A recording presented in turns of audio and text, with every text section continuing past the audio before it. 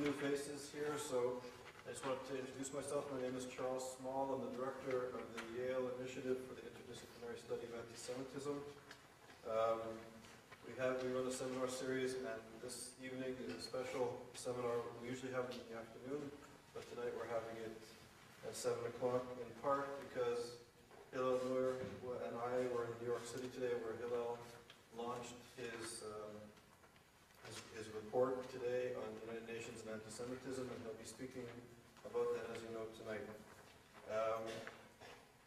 So very briefly, Hillel is a fellow Montrealer. We're both originally from Montreal, and hung out at the Hillel Student Society a couple of decades ago together. Hillel took over as the director of UN Watch, which is based in Geneva, in 2004. He left private law practice to take up the issues of monitoring the United Nations. And basically, the UN Watch monitors the UN based on their own guidelines, mission, and criteria, and takes them to task on several issues concerning human rights, and obviously anti-Semitism and the demonization of Israel is just one issue that they take up. Hillel graduated from Concordia University in political science. He has a BCL and an LLB degree in law from McGill University, and then he went on to do an LLM, or a master's degree, at Hebrew University in Jerusalem. And it's a particular privilege and pleasure to have Hillel speak to us tonight on the United Nations and issues of anti-Semitism.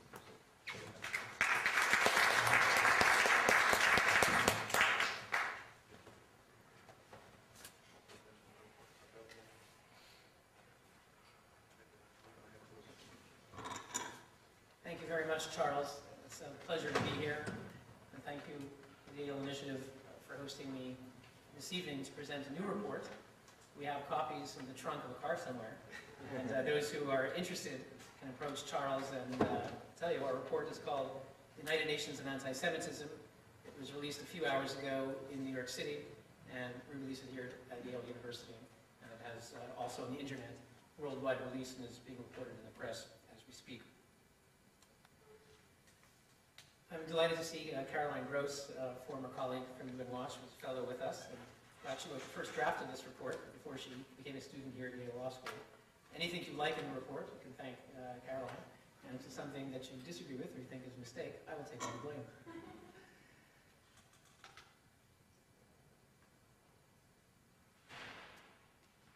Anti-Semitism is rising. If we look at the statistics issued recently by the Tel Aviv University's Stephen Roth Institute measures anti-Semitism. We see such statistics as, since 1989, anti-Semitic attacks have risen sharply, reaching their highest point in 16 years in 2006.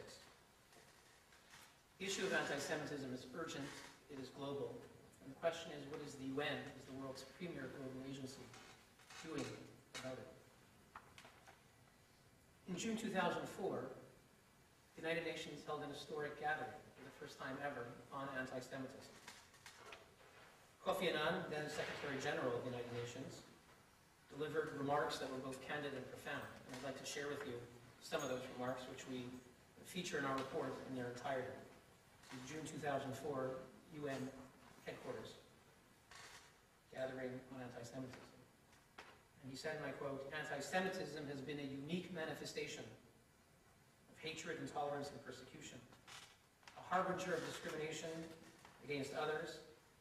The rise of anti-Semitism anywhere is a threat to people everywhere. In fighting anti-Semitism, we fight for the future of all humanity." Mr. Annan went on to say that the Holocaust was the epitome of this evil, where 6 million innocent Jewish men, women, and children were murdered just because they were Jews. That is a crime against humanity which defies imagination. He went on to say that the name United Nations was coined to describe the alliance fighting to end that barbarous regime. And our organization came into being when the world had just learned the full horror of concentration and extermination camps. It was therefore rightly said that the United Nations emerged from the ashes of the Holocaust. And the human rights agenda, he said, that fails to address anti-Semitism denies its own history. He went on to call upon leading UN agencies and officials to take action and confront anti-Semitism. Not only did he address the classic acts of anti-Semitism against individual Jews, he also addressed the issue of the United Nations, and not only the United Nations' role in the fight against anti-Semitism, but he also acknowledged the UN's potential role, and indeed its actual role at certain times, in contributing to anti-Semitism. And he said as follows, quote, "Let us acknowledge that the United Nations' record on anti-Semitism has at times fallen short of our ideals. The General Assembly Resolution of 1975 equating Zionism with racism was an especially unfortunate decision. I am glad that it has since been rescinded." This was Kofi Annan in June 2004, and he ended his remarks by saying, "We look to our friends in civil society to keep us to the mark." And UN Watch is a non-governmental organization based in Geneva, Switzerland, presents this report today, which I will summarize for you, to hold the UN accountable to keep it to the mark. What has the UN done since June 2004 on this issue? Has it lived up to its promise? This is the first time that any NGO has released a report of this kind since June 2004, measuring exactly what the UN has done. We don't claim to be comprehensive, examining every UN action, but this is a wide-ranging survey of key actions in the past 3 years. And I'd like to begin by noting noteworthy advances. This is not a report that is here to say the UN is anti-Semitic and everything is bad. On the contrary, there are noteworthy advances. I'd like to begin with those. Under the leadership of Kofi Annan, there were several noteworthy advances. He indeed followed up his commitment with action. And most notably, we saw following June 2004 a series of important UN gatherings and initiatives and undertakings, particularly on Holocaust commemoration. The Holocaust was the epitome of anti-Semitism, and events that teach the world about the Holocaust, that commemorate the Holocaust, are by definition actions that counter anti-Semitism, that teach the lesson of how the Holocaust came to be. Moreover, with Holocaust denial, it's one of the classic manifestations of anti-Semitism today, led by President Ahmadinejad of Iran. Anything that teaches, educates about the Holocaust is, in essence, a form of countering Holocaust denial and therefore countering anti-Semitism. And what we saw, I would say, 3 key actions by the UN since June 2004 on this issue. There was a historic special session in January 2005 that commemorated 60 years since the liberation of the Nazi death camp at Auschwitz. And this was a major event in January 2005. It was attended by leading foreign ministers, including Joschka Fischer of Germany, Hillel Neuer, Nobel laureate and Holocaust survivor, spoke, as did Mr. Annan and others. Kofi Annan was eloquent, speaking how the United Nations must never forget that it was created as a response to the evil of Nazism, and that response is enshrined in our Charter and in the Universal Declaration of Human Rights. Kofi Annan wants to say that, as Elie Wiesel has written, not all victims were Jews, but all Jews were victims. It was a very powerful day. And the first time the United Nations had ever done anything remotely similar in addressing the Holocaust. That day passed, but a few months later, it was followed up with another resolution that enshrined an annual day of Holocaust commemoration. I'll be honest, I was cynical, I was skeptical. I didn't think that the UN would handle this properly. There's a fear sometimes that you want the UN to do something, but then you give it the mandate, and the folks who have the power to execute that mandate may not be so friendly to the cause and may may undertake it on their own terms. But I have to say, in the past 2 years, Holocaust commemoration activities held in New York City and in Geneva, which is the European headquarters of the United Nations, were meaningful and significant. And we saw Holocaust survivor Simone Veil from Europe come and address the General Assembly, and a series of other important events. And all of these are meaningful. All of these are meaningful. You know, UN resolutions count. What the UN says counts. In America, there are many people who think the UN is silly, and what they say is nonsense. But the truth is, we talk about it in our report, that the United Nations is the leading forum of international legitimacy. That's how it's regarded around the world. As U.S. Ambassador Jean Kirkpatrick wrote, UN resolutions define world opinion on major issues. Global polls taken show that the UN surpasses many other leading institutions in society for the trust level that they have around the world, coming second perhaps only after NGOs. And so what the UN says counts. Its pronouncements are translated in every official language and broadcast around the world. So when the UN speaks against anti-Semitism, when it speaks against the Holocaust, this matters. In addition to the annual Holocaust commemoration, there's also a Holocaust education program, which is doing important things. Just a few days ago, they announced an initiative with Yad Vashem, Israel's National Holocaust Museum, to train information officers throughout the world working for the United Nations to learn more about the Holocaust so they too can educate others. All of this is important, and all of these are noteworthy advances that followed the June 2004 session on anti-Semitism. We also saw that in a series of resolutions on religious intolerance and on racism, that anti-Semitism was for the first time mentioned, where they were never referenced before. For example, on religious intolerance in 2004, anti-Semitism for the first time was referenced. And as I said, these resolutions count. It also sends a message to UN officials throughout the institution that the issue is serious and that they should act on it. In a moment, I'll give you an example. I should say, of course, that not all these resolutions were adopted so easily. The resolutions that reference anti-Semitism were fought repeatedly by the Islamic States, the bloc of 56 countries, the Organization of the Islamic Conference at the UN, and they have repeatedly fought any reference to anti-Semitism. That's unfortunate. And then further on, I'll come to some other campaigns that the Islamic group has been waging, which is hostile to the fight against anti-Semitism, that undermines the fight against anti-Semitism. So to summarize noteworthy advances, we have a series of actions for Holocaust commemoration. We also have resolutions referencing anti-Semitism. Those are noteworthy advances. Other actions by other officials were mixed grades, if this is a report card. We have the experts on racism and religious intolerance. Kofi Annan specifically appealed to them and urged them to take action on anti-Semitism. The racism expert is Dudu Dien, is his name, and he deserves credit for courage in resisting efforts by the Islamic group to curtail his ability to address anti-Semitism. The Islamic group passed a resolution saying that he could only investigate actions against Muslims and the defamation of Islam. It's a common theme throughout the UN that Islam has been defamed, follows the Danish cartoons controversy, and there are repeated UN resolutions generating reports about the so-called defamation of Islam.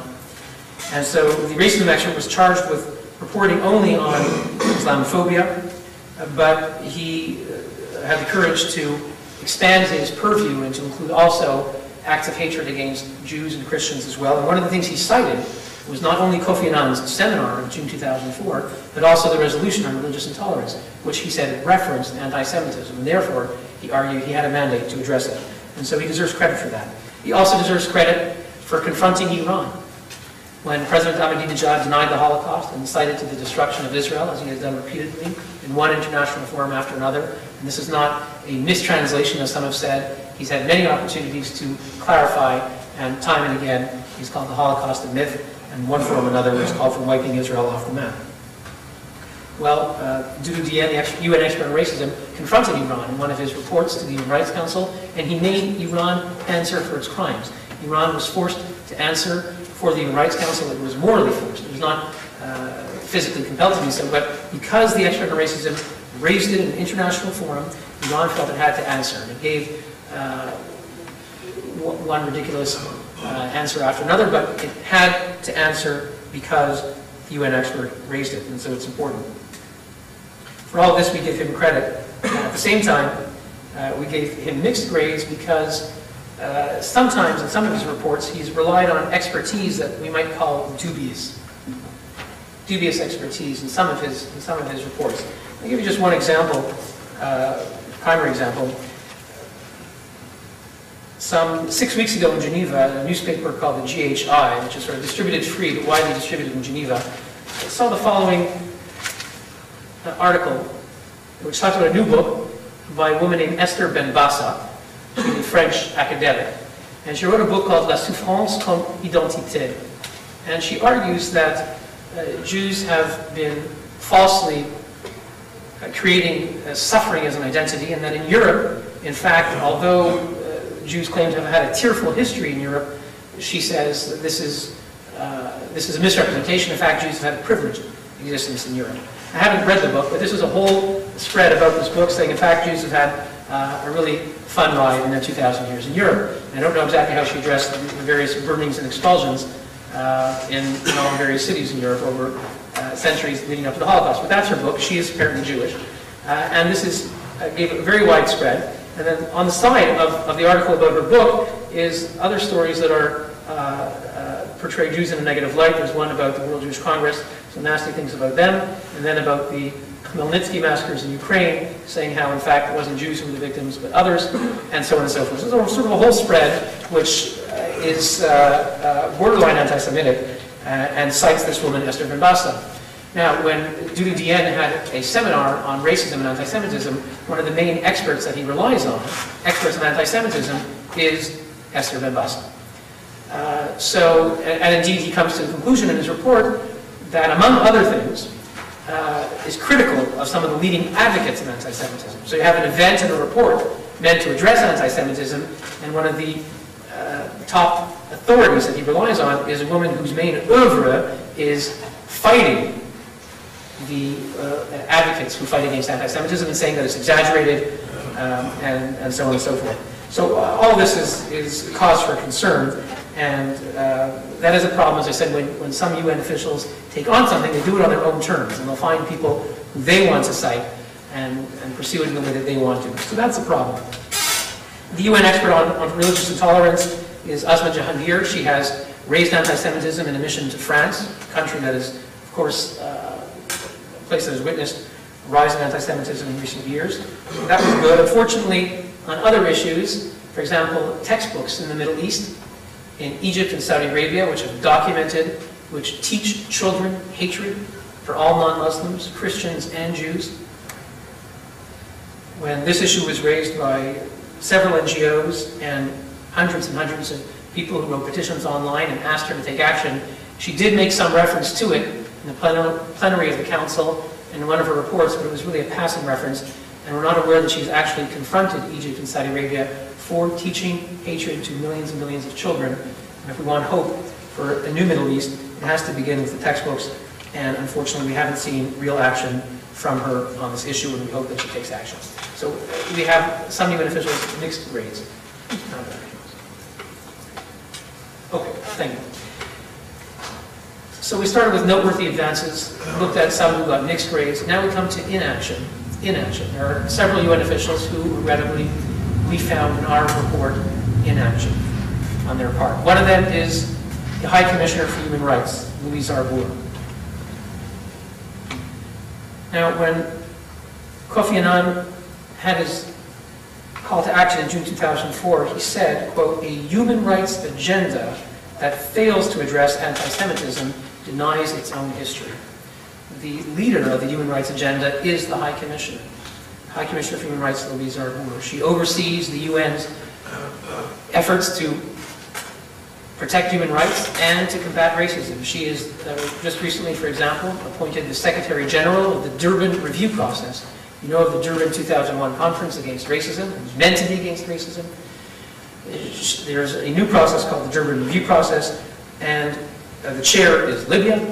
is chairing the process. Libya, of course, chaired the Commission on Human Rights in 2003, and in August, just a couple months ago in Geneva, Libya was elected to chair, and Louise Arbour was appointed as Secretary General. So her role is very important on these issues, and in our survey, in our analysis of her actions, we were unable to find, since she took office in 2004 until today, any noteworthy action on anti-Semitism.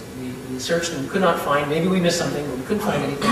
We wrote to them, wrote to the Office of the High Commissioner asking for a list of any actions that Madame Arbour took or her colleagues. We got no response. We wrote again, we got no response. We called twice, we got no response. So to the best of our knowledge, we're unable to find any action whatsoever by the High Commissioner for Human Rights and Anti-Semitism. This includes actions about Ahmadinejad, which, as I said, a number of UN agencies and officials spoke out. Kofi Annan, several times, condemned Ahmadinejad's denial of the Holocaust and incitement to genocide.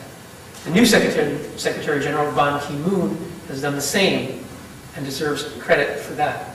The Security Council has spoken out. The General Assembly condemned Holocaust denial a few days after Ahmadinejad organized the Holocaust Denial Conference in Tehran. Unfortunately, when 40 NGOs in January 2007, January 29, 2007, a group of over 40 NGOs, including Human Rights First, Freedom House, Democracy Coalition Project, the Darfur Relief Center, Methodist Church, and others, including UN Watch, asked the High Commissioner to use the occasion of the annual Holocaust Commemoration Day to condemn denials of the Holocaust by Iran.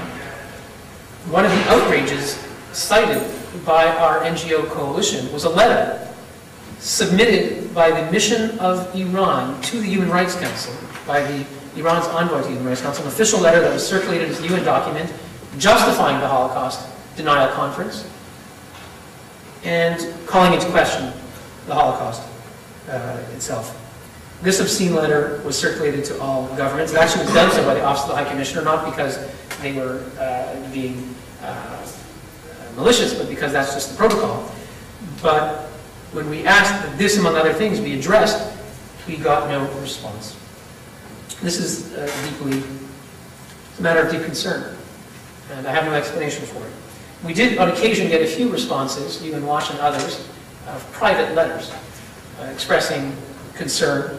For example, in 2005, on this issue, Madame Arbour was approached, and she did write back a private letter to UN Watch and its coalition, which included the Anglican Church, Socialist International Women, and others.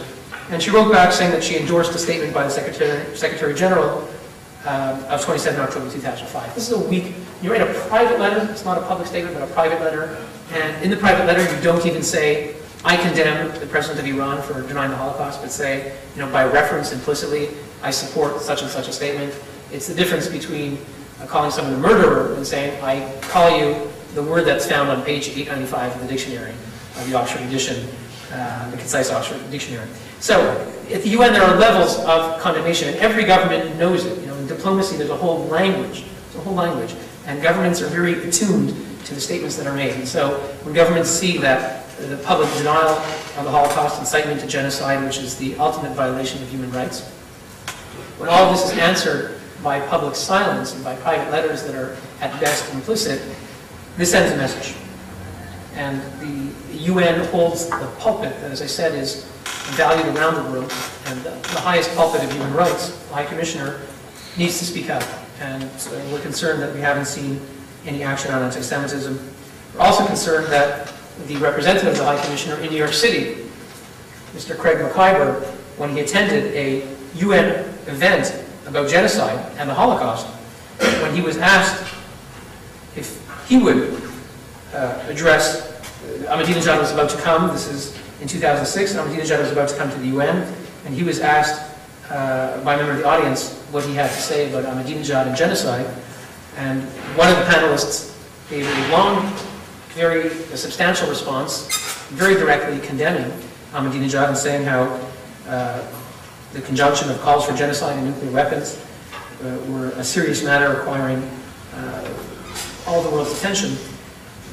That was by Dr. Hamburg, the UN expert on genocide, advisor to Kofi Annan. But then when Craig McIver, the representative of the High Commissioner, was asked, he refused to address it. He said, it's not something that he would address. His quote was, "I probably did not understand that question at all." And then at the end of his remarks, he actually, in effect, admonished the person who asked the question, and then compared the government of Sudan. He said, all governments commit violations: the government of Sudan, the government of Iran, the government of Israel, the government of the United States. So equating governments that either commit genocide or incite genocide to those that have been the target of that incitement. So again, all this is a matter of deep concern. So as I said, it's an example of inaction at the United Nations, and we should be especially concerned now that the Durban review process is coming up.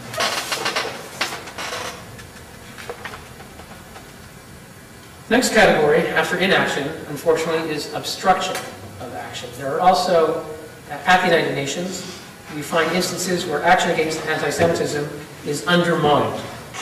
And you folks get our report. It's available online on our website, www.unwatch.org. You can find our report, and if you look at page 39 of our report, you will find that there is a campaign at the United Nations, which you may not have known about, by member states to redefine anti-Semitism. Let me tell you what happened just 2 months ago in Geneva. When I was at the Human Rights Council, I heard the ambassador of Pakistan, Masood Khan, speaking on behalf of the 56-strong Organization of the Islamic Conference, and he said as follows: "A cruel form of anti-Semitism is Islamophobia." Moments later, Algeria said, quote, "A worrying upswing in anti-Semitism now targets Arabs and is extended by oversimplification to all Muslims." So anti-Semitism is not against Jews. It may be against Jews, but it's also against Arabs, it's also against Muslims. This may sound silly and absurd, but in fact it's only the latest salvos of a long-standing campaign at the UN to define away the term of hatred for Jews. This is about corroding language and ideas and concepts, to just define away the term for hatred of Jews. And this campaign is waged by the very states who have the most to answer for. Now, of course, all this is nonsense. The word Semites is a classification of language, not of race or nationality. Anti-Semitism was coined in the 1870s by Hillel Neuer as a euphemism for Judenhass, or Jew hatred, and that has remained, as you all know, the accepted term for hostility or prejudice against Jews. And yet, we see at the UN that at the Durban conference, the NGO Forum passed the following declaration, which said, quote, "Anti-Arab racism is another form of anti-Semitism and Islamophobia."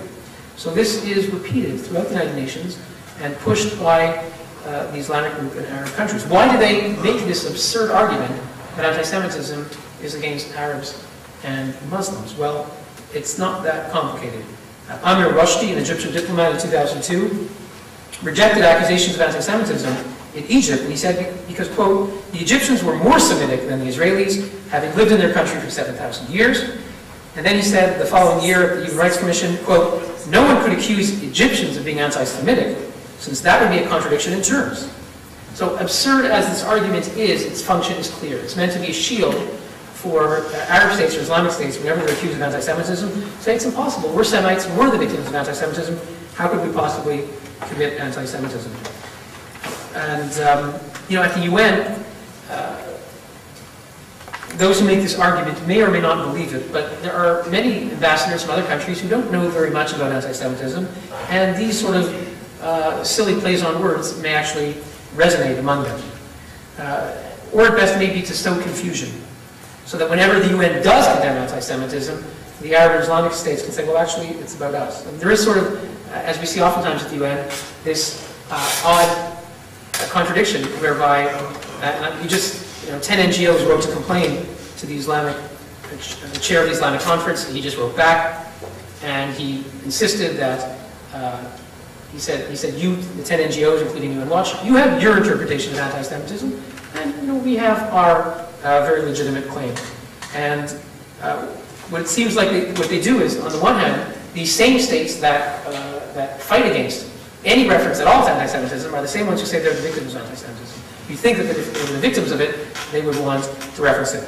So it's a contradiction in terms, and yet this is a long-standing campaign at the UN, and it's pernicious. It's a pernicious obstacle in the effort to fight anti-Semitism. If you can't name the hatred, how can you possibly recognize it and fight it? So that's obstruction in the campaign against anti-Semitism. And finally, we come to the UN's role in, possible role in contributing to anti-Semitism. So not fighting anti-Semitism, not inaction, not obstruction of the fight, but actually contributing to anti-Semitism. And here we come to the issue of Israel, a very controversial and heated subject. Is criticism of Israeli government actions or policies anti-Semitism? Absolutely not. Absolutely not. Israel must be held accountable. It must be scrutinized. Its government action, its policies must be open to criticism by anyone, including the United Nations. The United Nations is obliged to hold Israel accountable like every other state.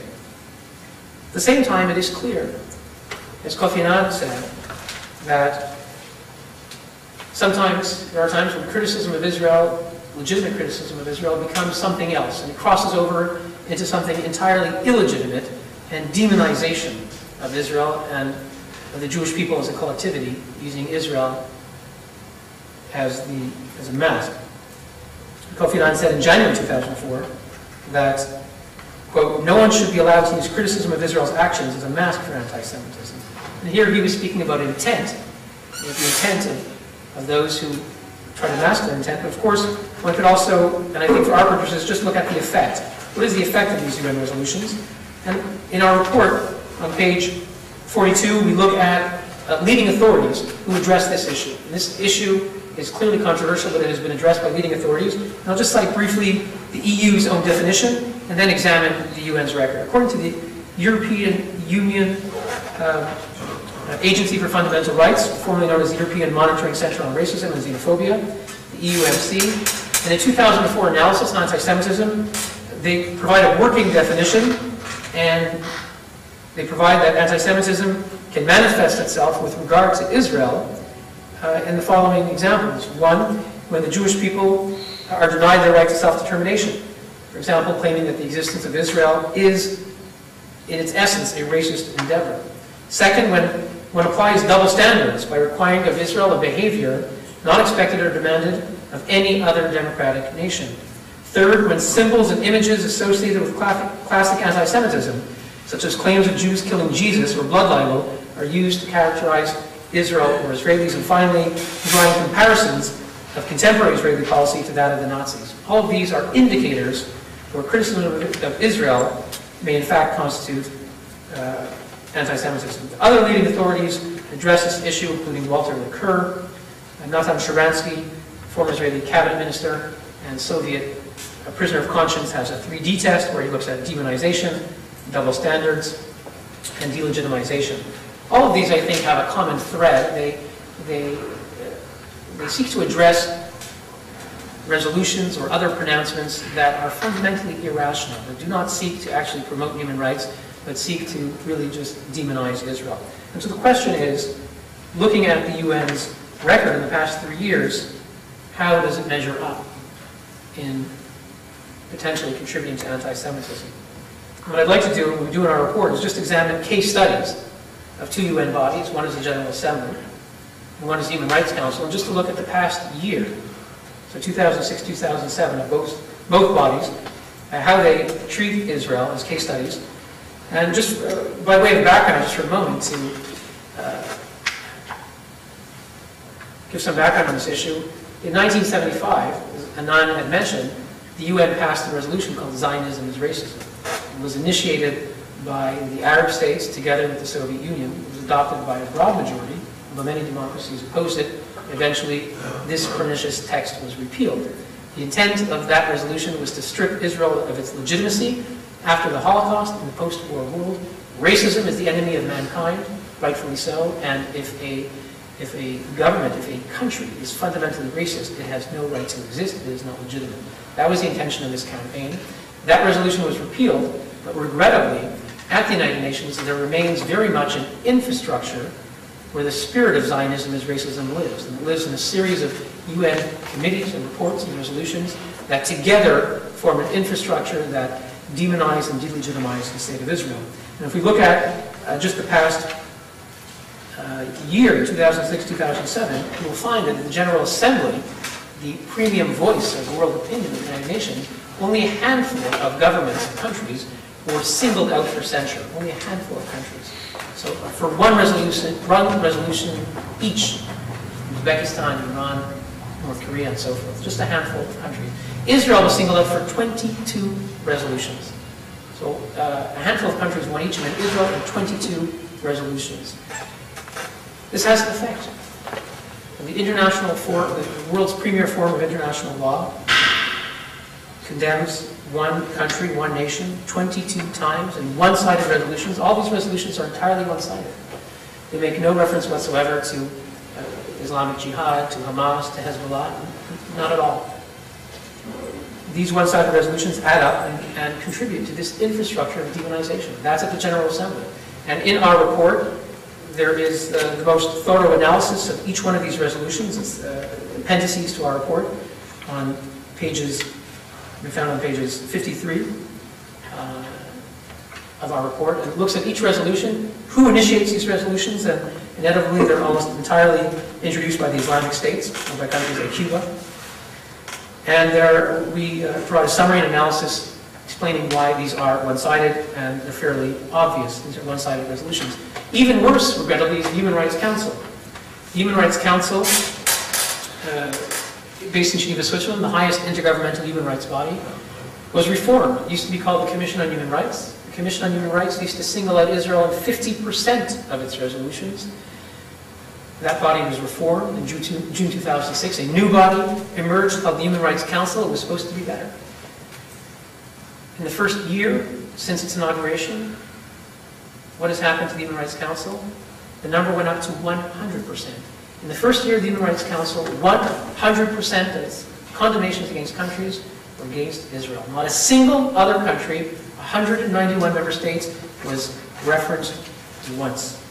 No other country was condemned once. Sudan was addressed, more reports were asked, there was no condemnation, and in fact Sudan was even praised, and I'm quoting, for its cooperation. Israel was condemned by the Human Rights Council in 100% of its resolutions. If that is not demonization, I don't know what is.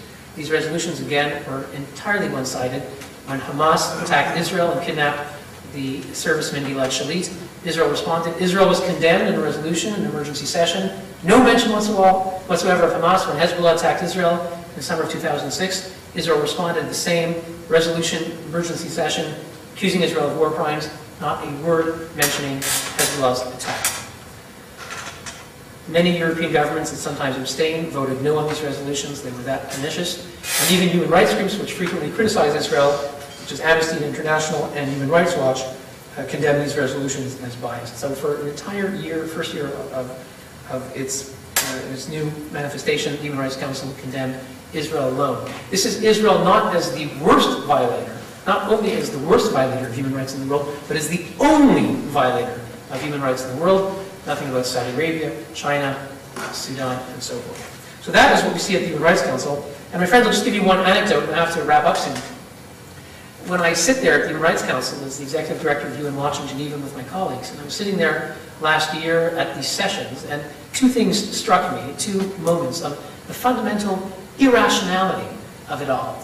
And I'll just share with you two anecdotes. One of them is when, a few months ago, I was sitting in a session, and I was sitting there with my laptop, and there were two realities. There was the reality of the debates at the UN Human Rights Council, and I'm reading on my laptop of what's happening in the region, what's actually happening, and the two could not be further apart.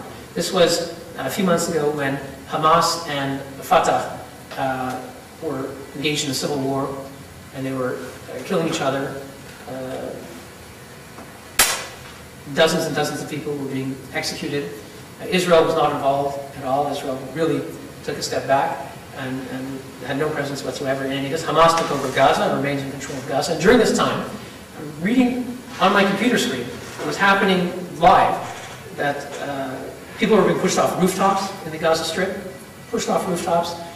Hamas was going into hospital beds where the injured, the wounded lay of competing groups, and was shooting them in the hospital beds, including in Beit Hanun, and walking around and shooting people as they lay wounded in hospital beds. And at Islamic and other universities and religious schools were being firebombed and people were being shot. All this was happening. It was being reported in all the newspapers. And I'm looking at it on my laptop, and yet in the Human Rights Council itself, you were just hearing condemnations of Israel. And the hearing things, I'll just give you a few quotes of the kinds of things that one was hearing. One was hearing quotes like, from the Palestinian Observer, quote, "The Holocaust is going on, and it is an Israeli Holocaust against Palestinian people." I was hearing quotes like, from the Iranian delegate, quote, "There is an Israeli Holocaust against Palestinian people on a daily basis for more than 60 years. I was hearing quotes from the Syrian delegate, which fundamentally dehumanizing Israelis, saying that civilians, I'm quoting now, "Civilian people were killed, massacred by the invading forces who have come from the planet Mars," which they now call the Israeli occupier. These were the kinds of quotes that one was hearing in the Human Rights Council. I'm looking at my laptop, and Hamas and Fatah are throwing each other off rooftops and shooting people in hospital beds and so forth. And not a word of it was mentioned in the Human Rights Council. So the irrationality of it was so striking to me. Just one other example. Something quite remarkable. One of Israel's harshest critics, and who really contributes to the demonization of Israel, is a man named John Dugard. He's the UN expert on Palestine. His mandate is only to review Israeli actions which are presumed violations. It's the only mandate of its kind of the Human Rights Council that addresses only one side of the dispute, and the only one that presumes the actions in question to be violations. This is John Dugard, and he relishes the mandate, and he says it's fair. So he is one of the strongest critics of the UN of Israel, and yet this summer he wrote a report, very interesting, and he said, you know, as a UN expert on Palestine, I asked the Human Rights Council a couple of times not to send me on these missions, because it made no sense, because it was already a year past. The issues that were addressed by these resolutions had already been made moot by circumstances. He said, I already went on a mission, a general mission, which covered these issues, and yet the Human Rights Council was adopting one resolution after another, talking about a fact-finding mission from 6 months ago, from a year ago, and they continue to pass these resolutions, and he said it's entirely moot. And he said, I urged the Human Rights Council not to waste their time doing these resolutions, and in fact, they're only hurting my mandate, and that Israel allows him to go, he said, to Gaza, to the West Bank, but these resolutions only hurt him, and yet he was ignored. And he said, and yet I was ignored. So here is the UN expert in Palestine saying that these resolutions are either moot, irrelevant, unhelpful, and no one cared. The campaign is to condemn Israel one time after another, and the objective is not how to help Palestinians, and certainly not how to help Israelis, but not either how to help Palestinians. And you know, Amnesty International on this issue, and we'll just wrap up in a minute, Amnesty International released a report a month ago about Palestinians whose human rights are being violated. And you'll be very shocked that this has never been referenced, this issue, by any UN division on Palestine. And there are many committees and divisions. Why is that? Because Israel is not involved. This is, it's about Palestinians living in Lebanon. There are some hundreds of thousands of Palestinians in Lebanon. They are denied the right to work. They're denied the right to leave their areas. And Amnesty International wrote a report about this, a 31-page report. It has never been referenced as Palestinian rights, never been referenced in any UN committee or resolution on Palestinian issues. If these resolutions were, as they proclaim to be, truly to help Palestinians, they would mention these issues, and they don't. It's a euphemism for the demonization of Israel. So when we look at the past 3 years, we actually see an intensification. From 18 resolutions went at the G8 to 22, and the Human Rights Council from 50% to 100%. So regrettably, when we come back to Kofi Annan, we talked about the low point of 1975, of Zionism is racism, and talk about how UN resolutions contribute to this issue. Regrettably, we see regression. And I just want to quote something from Kofi Annan, which is worth quoting, and to wrap up. Kofi Annan asked,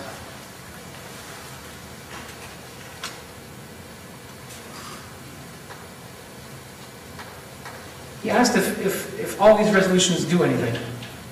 And he said that, in fact, they do nothing but give the impression of, quote, bias and one-sidedness.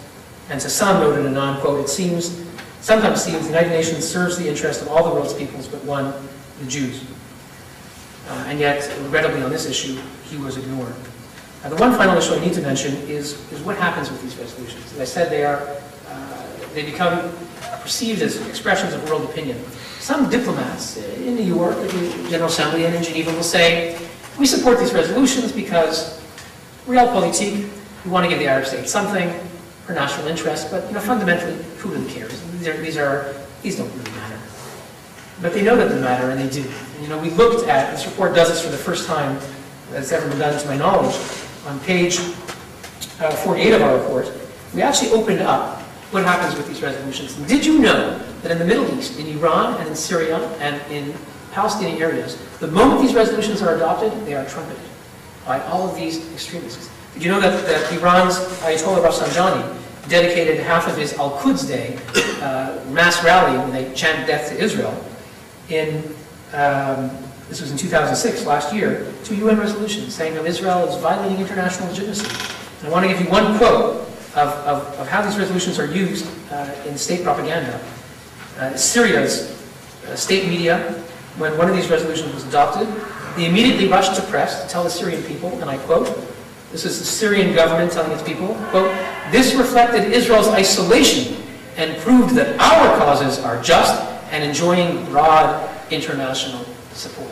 So when these resolutions are adopted, the extremists in the region, Iran, Syria, Islamic Jihad, we have quotes here in the report, immediately take these and say, the world is with us. These resolutions are not meaningless, they are pernicious. Folks, to wrap up, it's been 3 years since Kofi Annan's call to action. We have seen some noteworthy advances in Holocaust commemoration, combating Holocaust denial. We've also regrettably seen some mixed record. We've seen inaction, we've seen obstruction, an attempt to redefine anti-Semitism, to define it away, and regrettably, we have seen the demonization of Israel, which, at least in its effect, is contributing to anti-Semitism. Our report calls on the United Nations to live up to its promise. Thank you very much.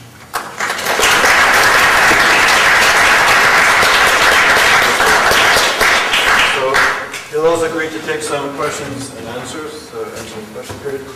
And I'll start off. First of all, I want to thank Hillel for this presentation and also for launching the report today with us. It's a very important report, and I think it's a report that appears to be, or tries to be balanced.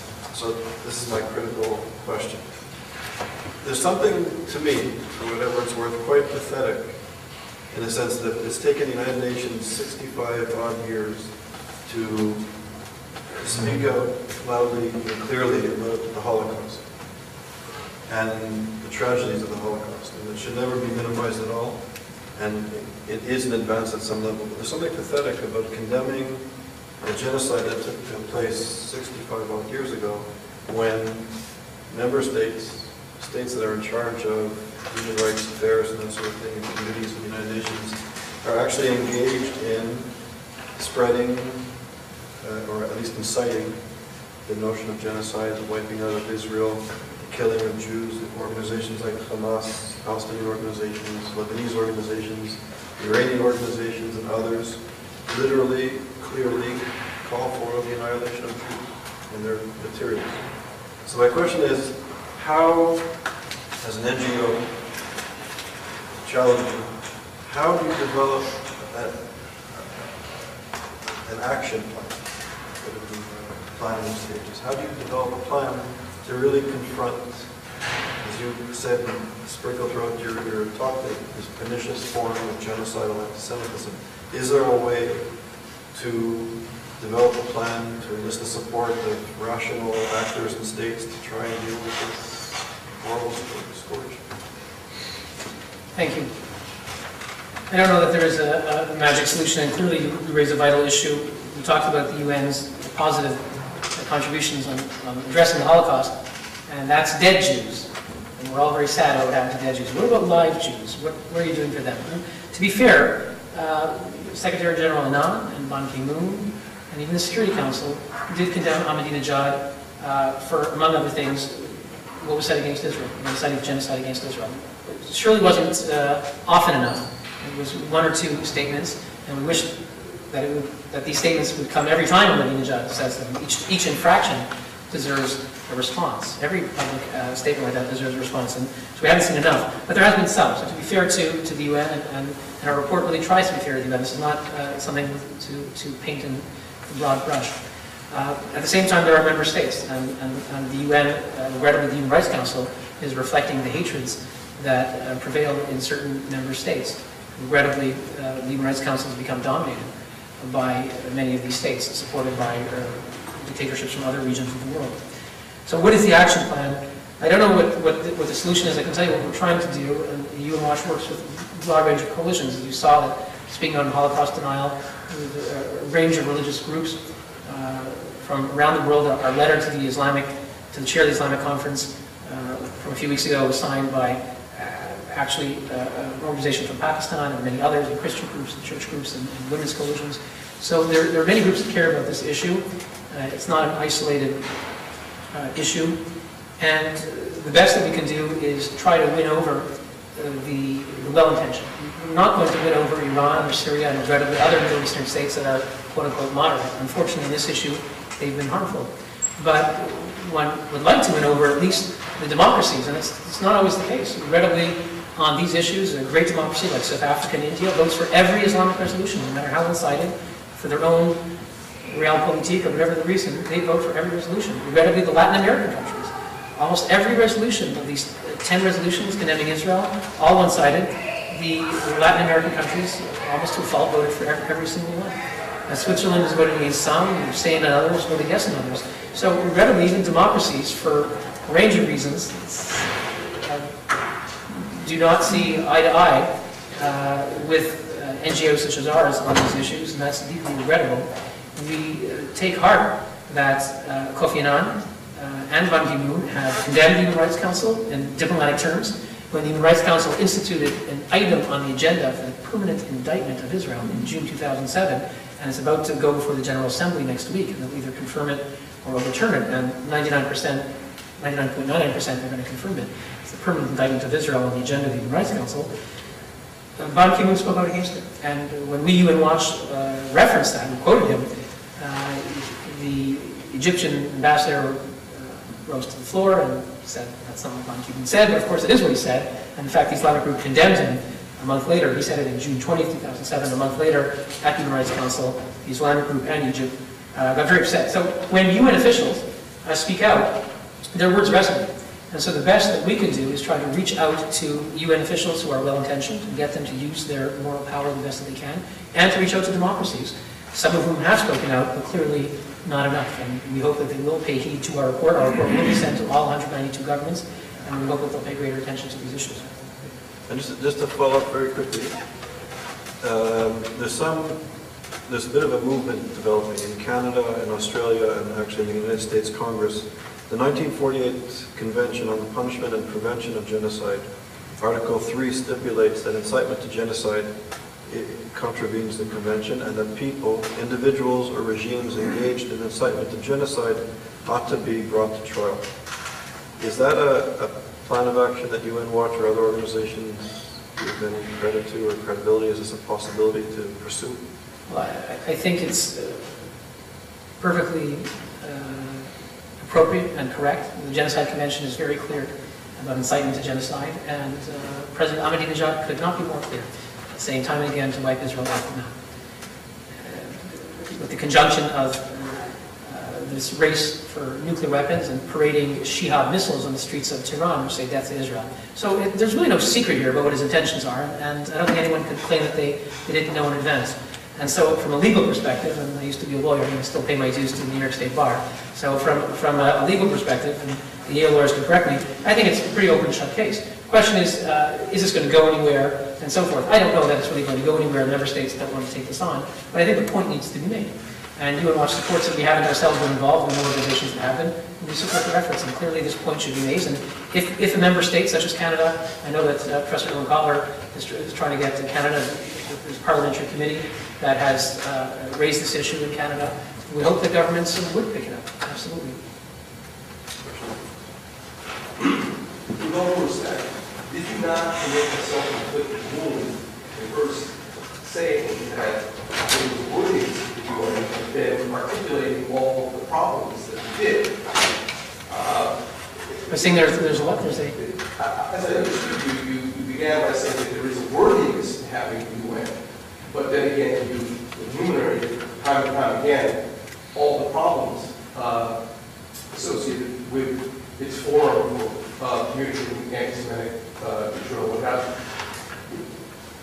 Taking the words of of Joseph Goebbels, he's not tell long enough or often enough that people will believe.